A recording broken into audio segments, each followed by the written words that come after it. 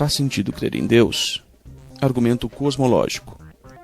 Primeiramente, eu gostaria de agradecer aos comentários e aos pedidos que eu recebi para continuar fazendo essa série de vídeos. Eu pensei em desistir de fazer esses vídeos porque o número de visualizações no meu primeiro vídeo dessa série foi extremamente baixo. Mas depois disso, eu vi relatos de pessoas que diziam ter sido ajudadas por meu vídeo. Aí isso me motivou a continuar.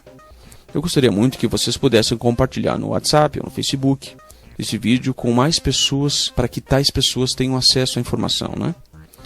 Eu não vou fazer um vídeo longo aqui para esse argumento.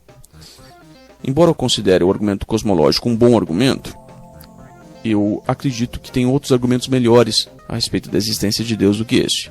Mas esse é um bom argumento, um argumento simples, ele é um argumento filosófico, científico para a existência de Deus. Funciona da seguinte maneira. Premissa 1, tudo que vem a existir tem uma causa. Premissa 2, o universo veio a existir. Logo, o universo teve uma causa. Se o universo teve uma causa, essa causa é Deus. Vamos analisar essas duas primeiras premissas um pouco mais de perto, para que nós as entendamos. Premissa 1, tudo que vem a existir precisa de uma causa. Será que você vê coisas surgindo do nada? É óbvio que não. Se uma coisa veio a existir, nós sabemos que algo anterior a essa coisa lhe causou que viesse à existência. Assim como um homem não pode ser seu próprio pai, também nenhuma causa pode ser seu próprio efeito. Toda causa é diferente do efeito e ela precede o efeito em existência. E se alguém disser assim, a ciência provou que algumas coisas podem vir à existência sem causa? Então o que você pode dizer? Você pode dizer assim, me diga então, que coisa que veio à existência sem causa? Aqui você tem que ter cuidado, no entanto. É possível que alguém tente ludibriar você por apresentar exemplos de uma maneira que aparentemente dê a entender que alguma coisa realmente pode vir à existência sem causa. Mas esteja atento a supostos truques. Só porque você não sabe o que causou que algo tenha vindo à existência, não significa que aquilo não tenha tido uma causa. De qualquer forma, se alguém lhe tentar dar um exemplo de algo que veio a existir sem causa, você pode dizer o seguinte, me responda então, por que só isso veio a existir sem causa?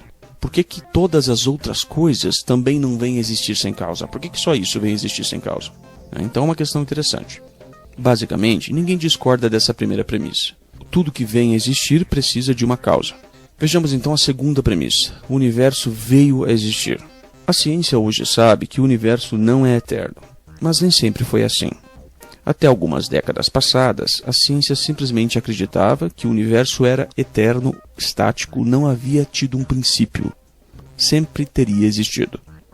A ciência acreditava que a Bíblia estava errada, já na primeira linha. Gênesis 1:1 diz assim, no princípio Deus criou os céus e a terra. Mas filosoficamente isso era um absurdo lógico, ou seja, dizer que o universo era eterno. Por quê? Porque se o universo não teve um começo, então o número de eventos dentro do universo também é infinito.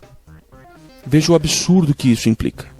Suponhamos hipoteticamente que em um universo eterno, a Terra e os demais planetas do nosso sistema solar sempre tivessem estado girando em torno do Sol por toda a eternidade.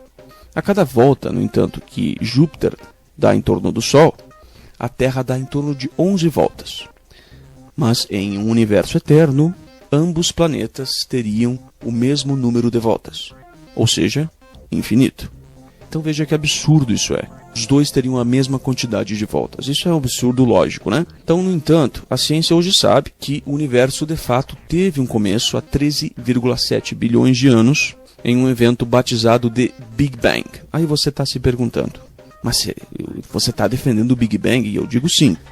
Eu particularmente acredito na teoria do Big Bang. A teoria do Big Bang não tem nada que ver com ateísmo, tá? Deixar claro isso. As pessoas pensam que você não pode ser cristão e acreditar no Big Bang. A teoria do Big Bang é sobre o princípio do universo. Nada além disso. Por meio de uma explosão. O método como Deus criou o universo não é revelado na Bíblia. A Bíblia diz que Deus criou o universo. É só isso que a Bíblia diz. Então, se Deus criou por meio do Big Bang, não tem nada que ver com ateísmo isso. Então, o Big Bang, repetindo, não é uma teoria ateísta. Ao contrário.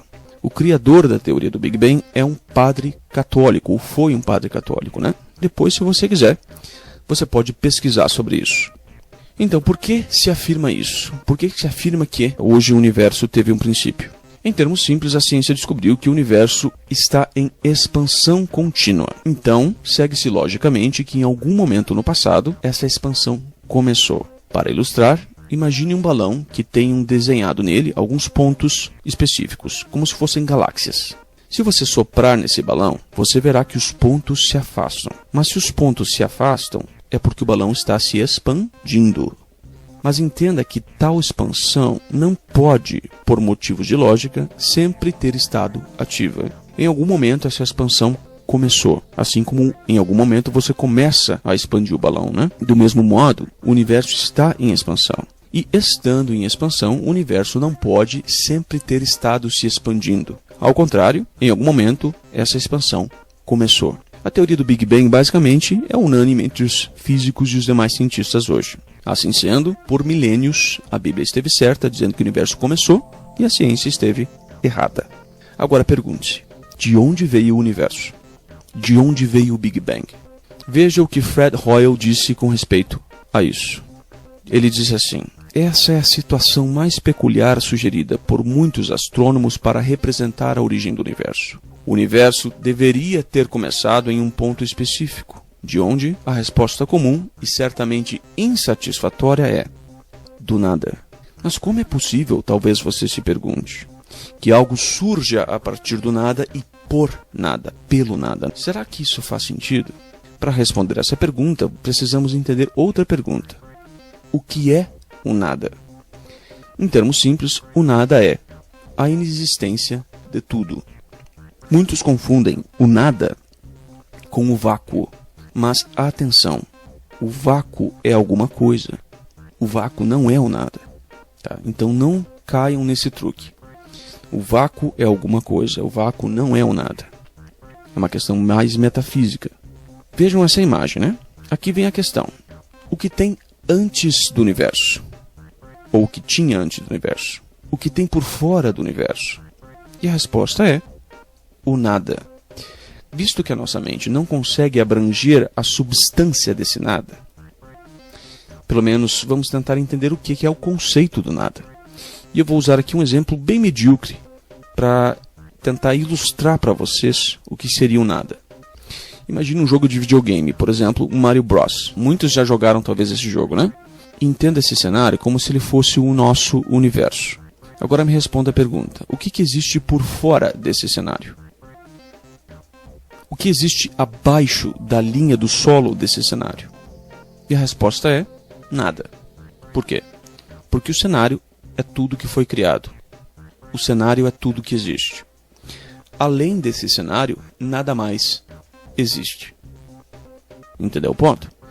Então, uma ilustração bem medíocre do que seria o nada, mas nos ajuda a entender um pouco. Portanto, agora pergunte: será que, a partir do nada, algo pode surgir? Alguns ateus zombam daqueles que creem em Deus, dizendo que nós acreditamos em mágica. No entanto, uma pessoa que acredita que algo surja a partir do nada e pelo nada, acredita em algo muito pior que mágica. Acredita no impossível. Mas é exatamente isso que o ateísmo implica. Um universo que surgiu do nada e pelo nada. Mas será que a ciência sabe mesmo de onde o universo veio? O filósofo da ciência David Berlinski, em seu livro The Devil's Delusion, Atheism and Its Scientific Pretensions, ou seja, em português, o título é mais ou menos assim: O Diabo, um Delírio, Ateísmo e Suas Pretensões Científicas, onde David Berlinski basicamente fez esse livro em uma resposta ao livro de Richard Dawkins, que era Deus, um Delírio. E foi um livro fantástico que o David Berlinski fez. Ele existe só em inglês, é uma pena, mas eu realmente indico que todos leiam tal livro, pois é um livro muito interessante. E ele declarou o seguinte: abertamente ele disse que a ciência não tem a menor ideia do porquê do universo existir. Note, como o universo existiu é uma questão. Por que ele veio à existência é uma questão totalmente diferente. O que acontece? A ciência muitas vezes não entende esse ponto E muitos cientistas não entendem esse ponto, porque muitos cientistas são filósofos medíocres. É bom deixar isso bem claro. Cientista não é filósofo. Cientista não é teólogo, a menos que a pessoa seja os dois. Então muitos cientistas, eles acham que por explicar o como, eles estão explicando o porquê que algo acontece. Totalmente diferente. São questões totalmente diferentes. Por que algo aconteceu é uma questão. Como ela aconteceu é outra questão totalmente diferente. O porquê envolve questões metafísica e filosóficas. Então, por que o universo começou? A ciência não tem a menor ideia, só que eles especulam e muitas vezes eles se aproveitam, os grandes cientistas aí, se aproveitam da ignorância das pessoas, tentando dizer para elas que está tudo resolvido, que nós já sabemos de tudo. A ciência não tem a menor noção do porquê que o universo existe. Isso é fato. Assim sendo, nós temos a premissa 1 do argumento. Tudo que vem a existir tem uma causa. Premissa 2, o universo veio a existir, logo o universo teve uma causa. Muitos ateus concordam com as duas primeiras premissas, e então é essencial afirmar que, se você concorda com cada uma das premissas, você logicamente concorda com a conclusão, né? Assim, nós estabelecemos que o universo de fato teve uma causa. Agora, por que afirmar que tal causa é Deus? Por alguns motivos básicos. A causa que deu origem ao universo deve possuir alguns atributos específicos que nós veremos agora. Visto que nenhuma causa pode depender de seu efeito, certo? A causa que deu origem ao universo não está dentro do universo. Ou seja, a causa que deu origem ao universo vive fora do universo, ou está fora do universo, né? O cientista Stephen Hawking declarou que o espaço e o tempo vieram a existir junto com o Big Bang. Veja só nessa figura, tempo e espaço, todos eles, a partir do início ali, vieram a existir junto com o Big Bang. Antes do Big Bang não tinha tempo ou espaço. Assim sendo, se a causa que deu origem ao Big Bang precede o universo, ou vem antes do universo, está fora do universo, e visto que o espaço e o tempo vieram a existir junto com o universo, então nós temos duas características da causa que deu origem ao universo. Ela tem que ser, primeiro, imaterial e atemporal. Por que eu digo imaterial? Porque ela está fora do mundo físico. E além do mais, tal causa deu origem a toda a matéria. Assim sendo, se ela deu origem a toda a matéria, não pode ser material. Então a causa tem que ser imaterial, porque ela precede a formação da matéria e do espaço físico. E ela tem que ser também atemporal. Por quê?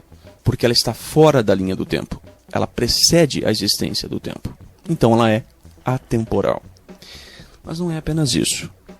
Conforme eu mostrei num vídeo anterior, que eu fiz sobre a causa primária, visto que um número infinito regresso de causas não é possível, a causa que deu origem ao universo, ela também tem que ser eterna. Assim sendo, a causa é imaterial, atemporal e eterna. Mas não paramos por aqui. Visto que a causa que deu origem ao universo é eterna em existência, e sabendo que tal causa tem que ser poderosa para ter dado origem ao universo, pois somente uma causa poderosa poderia dar início ao universo, se essa causa é eterna e poderosa, e ela conseguiu dar o início ao universo, conclui-se logicamente que essa causa é eternamente poderosa, ou seja, infinitamente poderosa. Uma fonte inesgotável de poder, porque tal causa sempre existiu e tal causa sempre foi poderosa. Assim sendo, o quarto atributo dessa causa é infinitamente poderosa. E aqui vemos imaterial, atemporal, eterna e infinitamente poderosa. E por último, conforme eu mostrei no vídeo anterior, visto que tal causa não pode simplesmente mudar de um estado não causativo para um estado causativo, a menos que decida fazer isso, tal causa tem que ser uma causa pessoal. Só para ilustrar, um interruptor elétrico não pode decidir se autoligar, a menos que alguém, por própria vontade, decida acender a luz. Assim sendo, a causa do universo precisa ser uma causa pessoal, que decidiu fazer isso, decidiu criar o mundo físico. Então nós temos aqui a causa do universo, imaterial, atemporal eterna, infinitamente poderosa e pessoal. Eu não sei se você percebeu, mas eu acabei de descrever as características e os atributos do Deus judaico-cristão da Bíblia. Podemos ver isso? João 4,24 diz que Deus é Espírito, portanto Deus é imaterial, assim como a causa do universo. Tiago 1,17 diz que com Deus não há variação da virada da sombra, ou seja, o tempo não muda para Deus. Portanto, Deus é atemporal. Judas, versículo 25, diz que Deus existe por toda a eternidade passada. Assim sendo, Deus é eterno, assim como a causa que deu origem ao universo. Isaías 40:26 diz que devido à abundância de energia dinâmica, Deus é vigoroso em poder, portanto Deus é infinitamente poderoso, assim como a causa que deu origem ao universo. E por último, Deus também é pessoal, pois Deus tem pensamentos conforme Isaías 55:8 nos diz, assim como a causa do universo. Portanto, a única explicação lógica para a causa do universo é que ela seja Deus. Então, esse é o argumento cosmológico em termos simples. Isso aqui que eu mostrei para vocês é só uma faísca, é só uma pincelada do que seria o argumento cosmológico. Vocês podem depois, por vocês mesmos, pesquisar um pouco mais sobre esse argumento cosmológico e descobrir mais refutações, o que as pessoas dizem. Mas eu acho um argumento poderoso e você também pode usar com pessoas que você fala que não acreditam em Deus ou que estão em dúvida sobre a existência de Deus. Futuramente eu vou fazer outros argumentos. Como eu falei antes, esse não é o meu argumento preferido, mas eu acho ele um bom argumento a respeito da existência de Deus.